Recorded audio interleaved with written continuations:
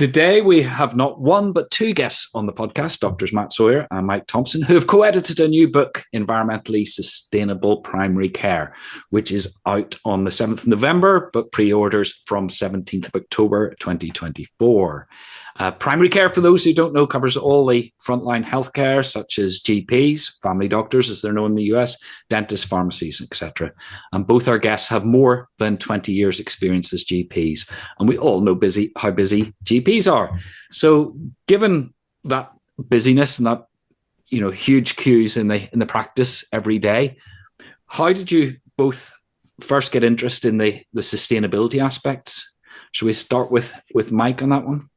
Okay, so I've been interested in sustainability really dating back to being a teenager reading Silent Spring by Rachel Carson, the book which highlighted to the world for the first time the long-term effects of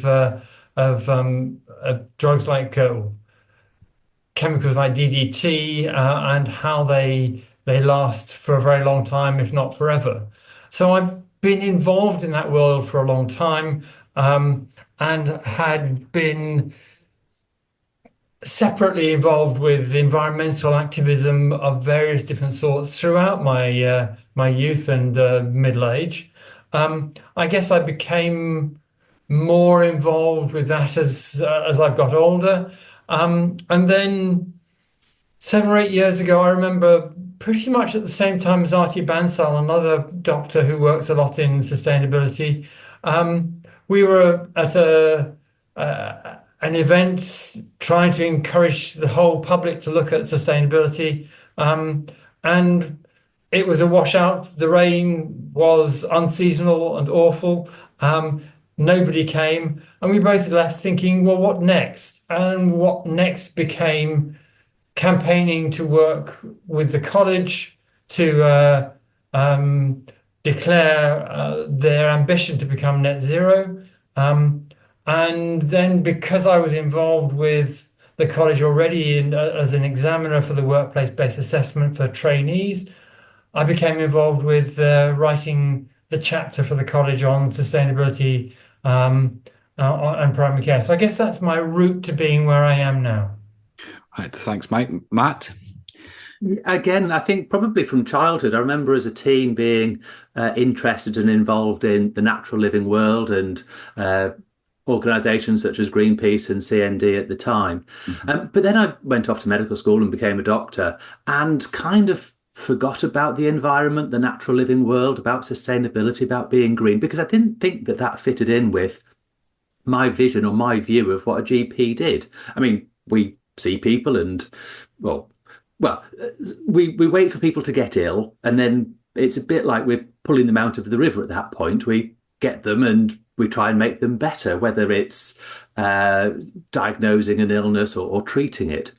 And it took me about a decade of being a GP to realise that actually environmental sustainability within healthcare is actually a core keystone in what we do and how we do it. Because I realised that actually people weren't falling in the river upstream and becoming unwell, but actually they were being pushed into the river by the social and commercial determinants of illness. So things like organisations that sell a lot of fast food, town planning who put lots of fast food restaurants on the high streets, out of town shopping centres that you can only access by car. These are things that aren't under your or my control, but society has made these things happen or has agreed to these things. So I realised that people were being pushed into the river, becoming unwell, and it didn't matter how many times we as GPs pulled them out the river, we needed to see a solution in a different way. And that was looking at things through that green and sustainability lens. So whether it be prevention or treatment, it was really about how can we improve the lives of people and communities and populations by looking at what we do and how we do it in healthcare through a more environmentally sustainable mechanism. And so actually for me, it's about, it's been that sort of 30-year journey from being an environmental activist, becoming a doctor, realising that the Venn diagram overlaps the two together so that we work in partnership with the natural living world to improve outcomes for both humans and the planet simultaneously. Mm-hmm. And then you set up your own consultancy as well? Yeah, so I moved sort of beyond just doing it in one workplace and realized the way that we could, if there were organizations and individuals who sort of, wanted to take up the reins, actually this was more than just in inverted commas, hobby, but it was something which we had to get serious about and really put a lot of time and effort and into doing the doing. Yeah. So my next question is, what's the impact of healthcare in the natural world? But just as you were both talking there, I was realizing it goes both ways. What's the impact of the natural world and healthcare as well? So should we start this time with Matt? What's your take on the impact of healthcare first of all? Yeah, absolutely right that it is a two-way street. What we do to the environment, the natural living world around us, bounces back and affects us. So if we pollute waterways, for example, with drugs, so as doctors, drugs are prescribed to patients, they take them, they then leave their body in one form or another and enter the waterways. There's only two rivers in the entire world that doesn't have pharmaceutical pollution in it. So actually, we are contributing or we are causing that. And then polluted rivers affect us because we then go and drink the water. Or air pollution. So 15% of traffic on the road is from the NHS, is from healthcare, whether it be staff or patients or goods and supplies. That's a lot of air pollution, a lot of greenhouse gases that are getting released. And of course, that doesn't just harm the natural living world, but that then affects us and our patients. So, for example, 50% of asthma globally is caused by poor air quality. So we are causing illnesses in our own in other humans, and actually that is really really frustrating because, as I say, we can't keep pulling people out of the river at an ever faster rate if we keep causing things like air pollution. In terms of greenhouse gas emissions, between 4 and 5% of UK greenhouse gas emissions, total emissions, are from healthcare. So we are partly responsible for, as a healthcare sector, for how the natural living world is going to suffer as a result of the consequences of what we do and how we do it. And Mike, am I right in saying that in primary care, pharmaceuticals is a huge chunk of the footprint? Yes, so that's a really big feature. So 60% of the carbon footprint of primary care comes from the drugs. And most people would agree that that's the manufacture of the drugs. It's about 80% of that carbon footprint, maybe more, comes from the manufacturing of the drug, and a much smaller bit comes from the packaging and the transport. So although people get very involved and interested in packaging and transport, for primary care, what's really complex to change is the drugs that we prescribe. And we have lots of evidence that the drugs we prescribe, we are overprescribing. We know that 10% of all pharmaceuticals given to people are never used. On the other hand, we also know that about 10% of hospital admissions are caused by medication interactions. We know that the older you get and the more drugs you have, the more likely you are to have drug interactions or to have complications because of the drugs we're giving people. So this is one of the areas where the medicine we're doing, because it's got more and more complication, because in a way doctors have been more and more encouraged to follow a protocol, but they follow a protocol for the diabetes, a separate protocol for the hypertension, a separate one for each of the other illnesses. We end up being encouraged to give people lots of drugs. And that ends up causing problems down the line. Whereas if we actually involve patients more with what the choices were for them, we probably would reduce the medication and have healthier patients. We know that anticholinergic burden kills people, but yet GPs are still prescribing mixtures of drugs that have all come out of managing the urine problems or the bowel problems, as well as other things. And then we end up causing more risk to our patients than we're giving them gain. And that's why there's a really fascinating opportunity here to improve the care of patients at the same time as improving the impact that we have on the environment. And and we can talk about kids and how if we enable kids to take tablets rather than to take medicines, we both save money and we save carbon footprint because liquid medications are much more carbon challenging to produce.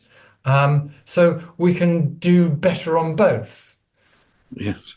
I want to come back quickly to your original question, which was around what's the impact of healthcare. And just briefly, not only are we causing harm, but also epidemiology is changing because of what we've been doing to the world. So we've got people more likely to get zoonoses. When I first became a GP, Lyme disease was something that you got if you went to the New Forest or abroad, but not anywhere else. And that's what I was tested on when I did my MRCGP oral examination. Where did you get this disease, this weird disease? It's now everywhere. Yeah. And we have dengue fever. I had a friend, a hairdresser, who has been on holiday recently locally, been on holiday just to France or Spain, who came back with dengue fever. Now, dengue is moving north, and we have the right mosquitoes already in the UK.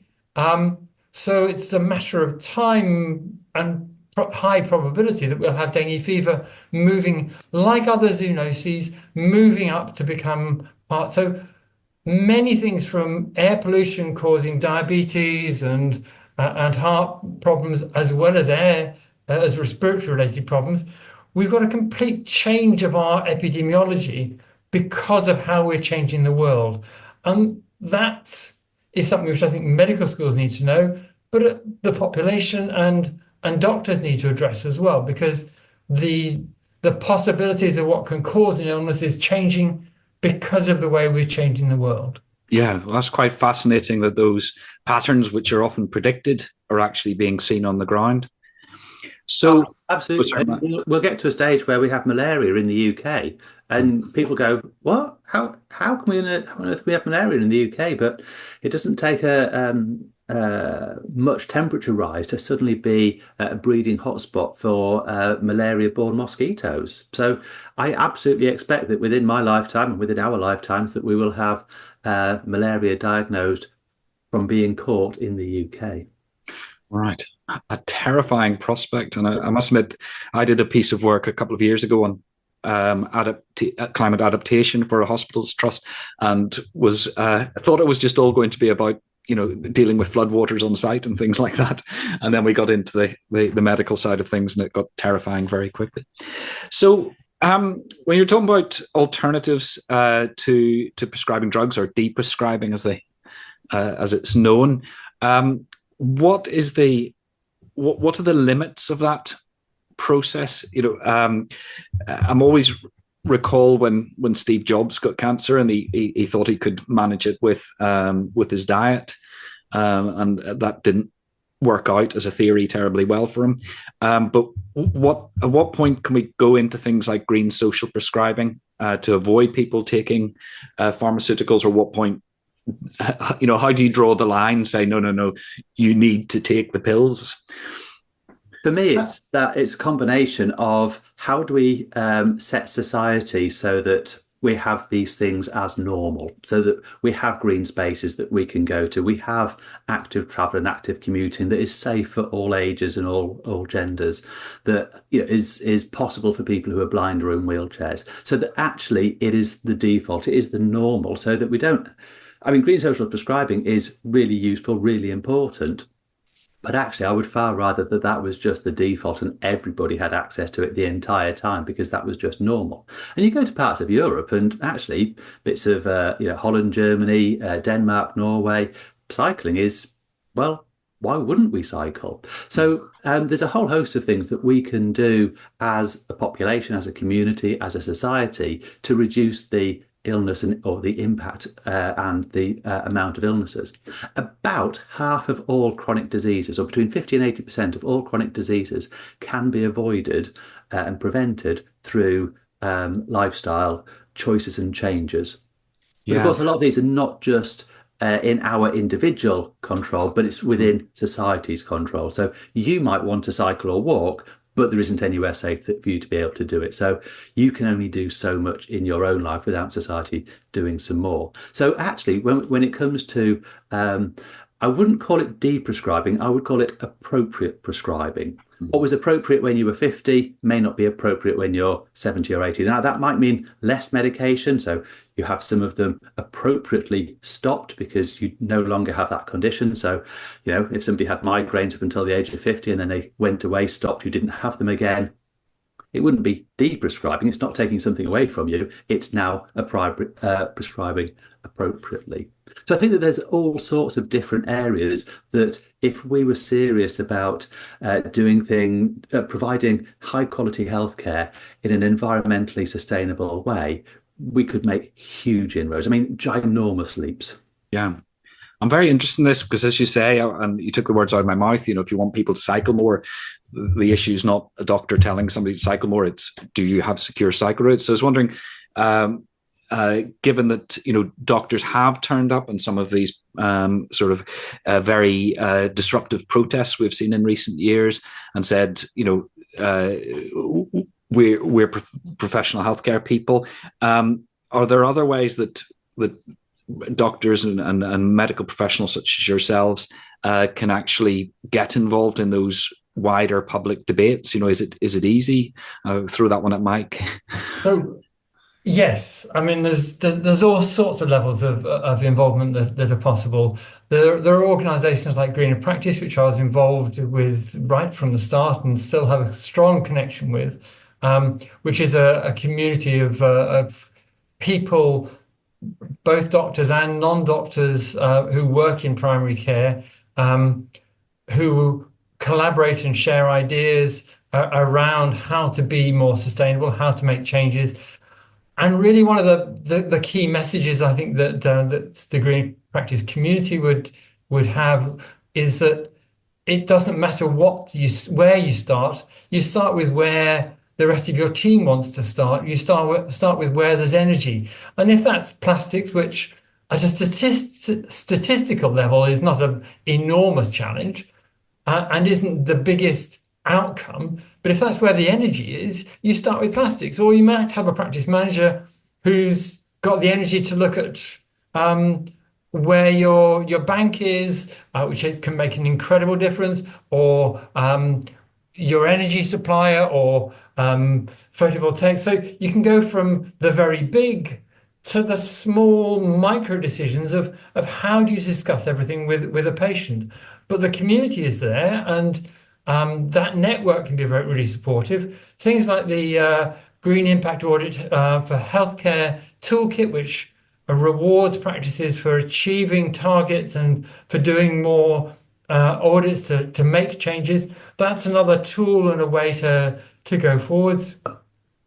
There's organisations like the UK Health Climate Alliance that can be supportive at a more political level. Some people are quite involved with changing what the college does, and that's an important thing to work on. So there's different groups working on different things, and there's groups within those who will be trying to do more publicly obvious things, and the people who do lots of desk-bound activism. So it's horses for courses, and there's ways to help everybody. Greener Practice is a great way to see what the other networks are. They've got a website to look at, and our book obviously is going to help people think about what it is that you need to do to motivate people. But I think one of the lovely messages from the book is, if you want to know where to start, you just start with something that you and those around you can achieve, and you build from one action to the next. And it isn't that there's a right thing to do. It's starting is the biggest thing, and start with where the energy of your colleagues is. Yes. Well, that sort of takes me on to a question now, because it strikes me one of the challenges of changing primary care is it's widely geographically distributed.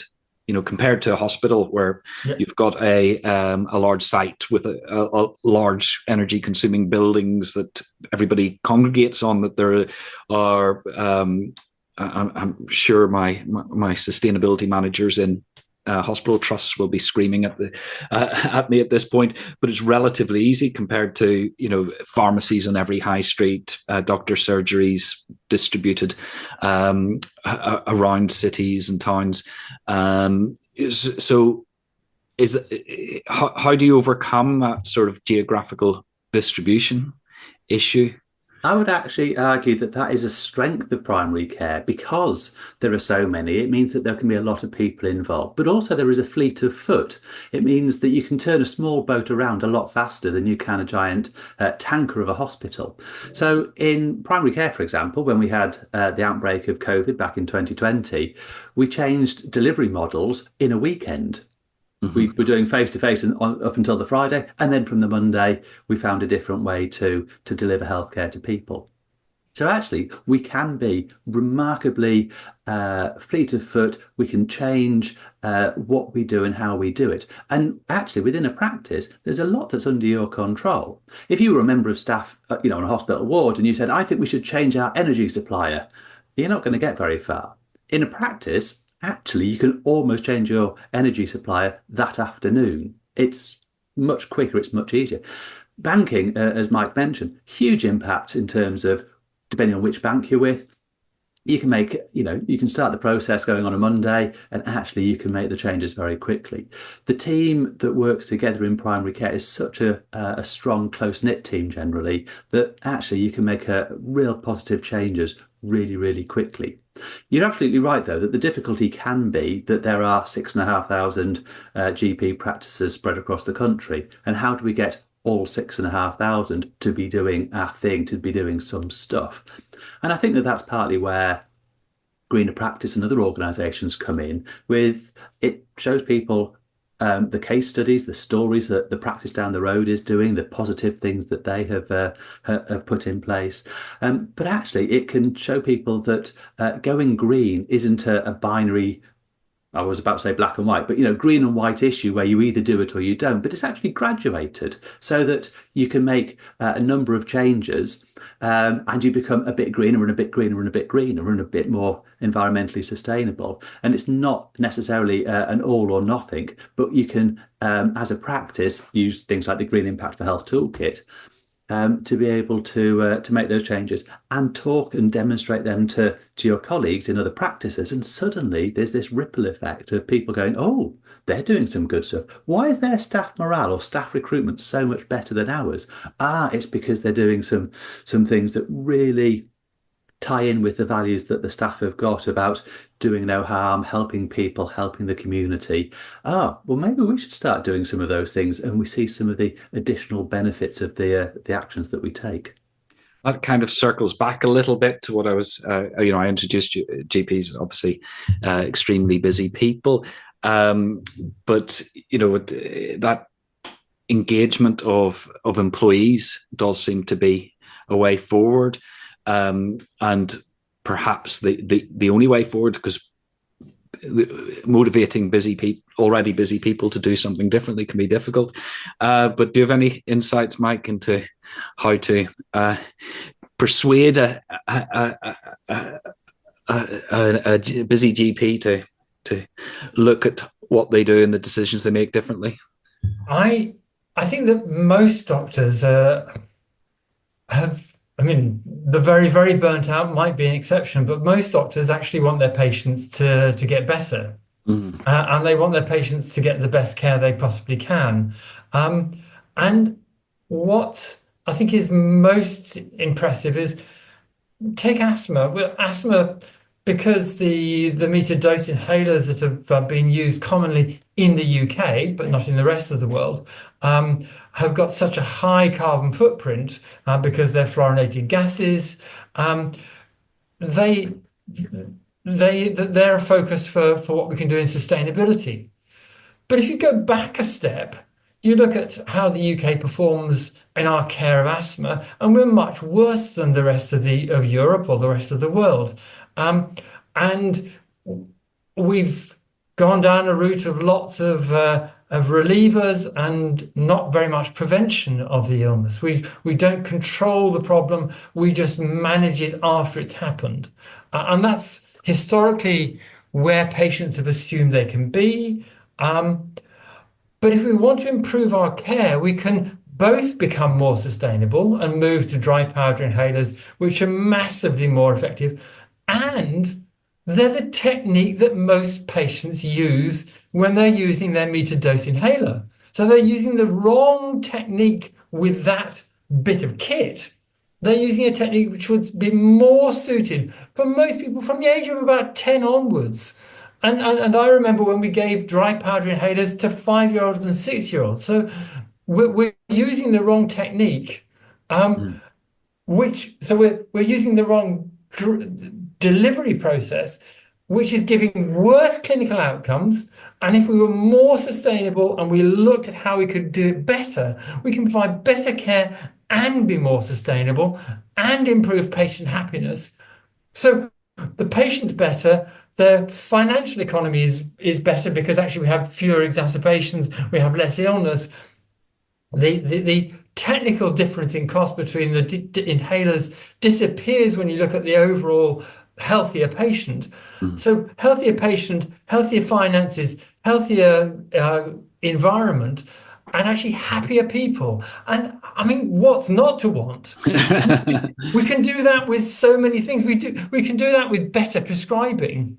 Prescribing in the elderly, better prescribing in the very young. These are key areas where actually we can improve healthcare and be more sustainable and be financially better, and communities would be better. It's the biggest change, I think, is beginning to think this isn't one or the other. How can I be more sustainable and be financially responsible? But actually being more sustainable will make us not only safer from how long we're going to have antibiotics, which continue to work, but it'll also make us provide better healthcare. And that motivates patients and it motivates doctors. Yes, it clearly does. And just as an aside, I read somewhere that switching from a metered dose inhaler to a dry powder inhaler is the equivalent of a person going from a high meat diet to going vegan in global warming potential terms. So it is really quite a significant shift, just that one. Can I just come in on that as well? So I think Mike's absolutely spot on. Co-benefits. So if we're trying to persuade, advise, guide busy staff to do something different, I think we've got two things that we can do. Firstly is highlight the co-benefits that Mike has said. So this isn't doing a green thing or a sustainable thing or a thing for the planet. It's doing it for the patients, for the staff, for the finances as well. And there's a whole host of examples of the co-benefits. So, for example, active travel. It's not just reducing emissions. You're getting physically fitter, mentally fitter. Your community's getting better from reducing the air pollution. Financially, you're better by traveling actively or lift sharing. So there's a whole host of additional benefits. I think for me, the second is this is not about doing any extra work. This is about doing what we do, but a bit greener. And this, I think, applies to all businesses and all sectors. So, for example, as Mike said, we're still going to treat asthma. We just do it in a different way. We're still going to demonstrate inhaler technique. We're just using a different inhaler. We're still going to have a bank account that pays staff. It's just a less harmful bank. We're still going to have energy for our lights and computers. It's just the source of that is a less environmentally harmful company or a 100% renewable electricity provider. So, for me, it's about saying we can change what we do, not do more of it, but we can change what we do with some reasonably simple swaps so that you still do a thing, same thing as you're doing before, just in a less harmful manner. Yeah. Can I just, sorry, Mike. One small bit adding to what Matt's just said there is the inequality issue. And I think I really wanted to circle back to how actually addressing sustainability, if we can enable people, and we keep on concentrating on the fact that not everybody has the same power and rank and privilege in society. And it's about helping people to move from where they are. We're not we're not expecting every person to change tomorrow to being vegan, with all the challenges that would make and how difficult that could be if you've not got a lot of, if you're not well off and you're living in a rough situation, or you're homeless, or you're a refugee. That's really difficult to make those changes. But every day or every meal that they have, which has more vegetables in it, will be better for their diet, better for their health, and better for the environment. And the same comes with transport, and the same comes with so many other things, that we need to be looking all the time at the inequalities that we have in society, how much that inequality drives illness, and therefore how much we need to be working with those in greater positions of power than primary care, to always be looking to how we can make this a more equal society, because more equal societies will be healthier societies and happier societies too. Yes. One great example of that is actually cervical cancer vaccination. So cervical cancer is a horrendous disease. You would not wish it on anybody. Vaccinations can be a very useful way to intervene and actually prevent future illnesses. So the cervical cancer vaccine that is given to 12 and 13-year-old girls has been done over the last 20 years or so. In Scotland, they did a piece of research that found zero, none cancer cases in people who have been vaccinated. I mean, that is fantastic news. So you've got a healthier patient because they haven't got cancer. You've got less demand on healthcare because they don't have cancer. And actually, it showed that it was most effective in areas of deprivation. Yes. So you can help people who are least able or have got least opportunity through schemes such as cervical cancer vaccination. So that there can be huge benefits. You do not want people to have cancer. And so anything that you can do to prevent that, I think, should get a tick. Yes. From my own experience, damp and moldy houses, when we were talking about asthma, is another issue of inequalities, and one where quite often the people who live in those houses are don't have English as a first language, so they it's harder for them to communicate that to their landlords if the landlords are listening, etc. So seems to be a whole cascade of the world's problems sort of end up fundamentally at your door as GPs at the end of the day. But certainly the case, and addressing air pollution and both internal, inside and external air pollution is a really, really important area, and it's one which is under discussed and under concentrated on. But interventions can make a difference. I mean, I live in Sheffield. Sheffield's the first place to put a speed limit permanently on a motorway because of the impact on the local population. And there's good evidence that having done that has made a difference and has resulted in better health in the people living straight under the M1.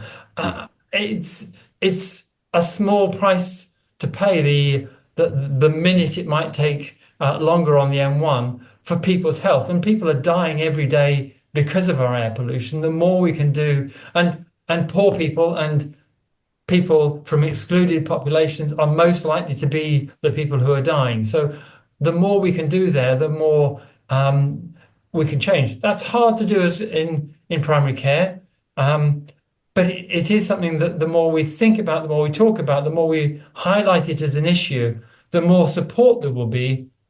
But for enabling people to walk or to bike or to have speed limits which make our roads safer from traffic and reduce the air pollution that we have. Fantastic gains to the population when we do those things. And I think that there's a campaigning organisation called MedAct who's doing exactly that on healthy homes at the moment. Mm. So it's saying to people, we need to use the trusted voice of healthcare. And I think one of the reasons that healthcare has a trusted voice is that we're not doing this for any financial gain for ourselves. We're doing it because we want to improve and raise the baseline of where people live or work or travel. So I think that when we were talking about how to get people or healthcare professionals involved, using campaigning organisations or supporting campaigning organisations like MedAct can really make a difference. Right. Well, we've covered a huge number of topics, trying to put many of the world's problems to rights, but. And I think Mike might have partially answered this question already. But if a fellow GP rang you and said, I want to get involved but don't know where to start, what would your advice be? We'll start with Mike, because I think you mentioned some parts of that. So, I mean, I think that being involved with Greener Practice as a network's a fantastic place to start. I think being involved with the Green Impact Audit for Health toolkit is really useful to look particularly at some of the less clinical areas. I think that there's great strength in organisations like MedAct if you want to be more on the campaigning side. I think you start with where your team wants to start, and you work from there. And I think you remember that if you only give somebody a hammer, then everything they see is a nail. And if you only see yourself as a doctor as prescribing drugs, then everything becomes an opportunity to prescribe drugs. If you open your eyes to the possibilities of green prescribing and social prescribing and enabling people to change their lives, then you don't just have the prescription pad anymore. You changed your palette, and changing that palette gives an enormous breadth, which empowers everybody around you. Fantastic. Thanks, Mike. And Matt? So for me, I think that humans have been so successful on the planet because when we're at our best, we communicate with each other, we cooperate and we collaborate. And actually, those three things I think are really important when it comes to environmental sustainability. So I absolutely agree with Mike. It's about finding your team. It's finding where the energy is, where the purpose and the drive and the desire is. And I think in healthcare, we have got that privileged position to be able to encourage and enable and inspire others. So if a GP rang me, I think that I would say, find your team, talk to other people, tell them why it's important to you, and you'll actually find why it's important to them. I think secondly, it's about being a role model, being a personal role model, and living as you describe. So if you're asking other people to walk or cycle or travel to work in a different way, you need to do it yourself for the majority of the time. And I think thirdly, it's about turning those great intentions that we've got into positive actions. Mm-hmm. There's I think whenever we see a natural disaster, people send thoughts and prayers. Mm-hmm. We can't send thoughts and prayers for this. We have to be active. We have to do something more positive. So we can't just have hope and a wish, but we have to have active hope and actually do something active and positive and an action. So it's encouraging our fellow GPs and other healthcare staff to turn those great wishes, those great desires, but into something more positive and more tangible. And then finally, can we turn back to the book that you've co-edited? Perhaps, Matt, you could give us a quick summary of who it's aimed at, and who are the authors of the chapters, and why people should buy it. It's really been a privilege to be part of it, and we've had 35 or 40 different contributors to it who are really knowledgeable in their field. So we've got doctors and dentists and opticians and pharmacists, and those involved in sustainable quality improvement projects, those who are experts in lifestyle medicine, those who look after those with eco-anxiety and eco-distress.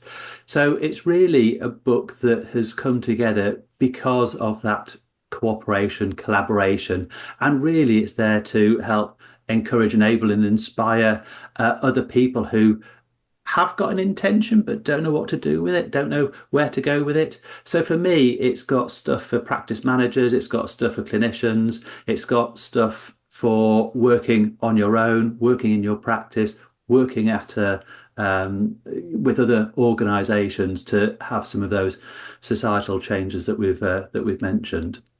So for me, it's there for anybody and everybody involved in primary healthcare, particularly, but healthcare more general.